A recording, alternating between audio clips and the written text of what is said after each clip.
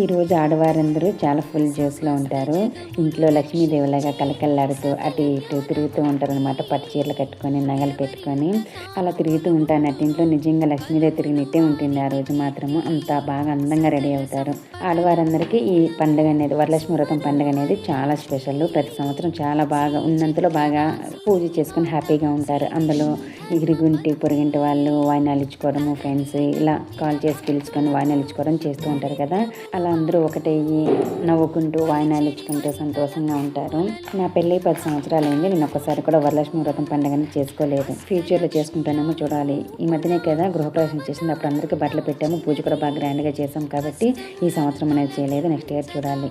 Evening నన్ను కూడా వాయినాన్ని పిలిచారు, వెళ్ళాలి. ఇంక ఈ వంటలన్నీ చేశానండి ఈ రోజు పండగ కాబట్టి. నేనైతే సింపుల్గా ఈ విధంగా చేశాను. మీరు ఎలా వరలక్ష్మి వ్రతం చేసుకున్నారో కామెంట్ చేయండి. అందరికీ నమస్తే అండి. నా సబ్స్క్రైబర్స్కి, నా వ్యూవర్స్కి వరలక్ష్మి వ్రత శుభాకాంక్షలు.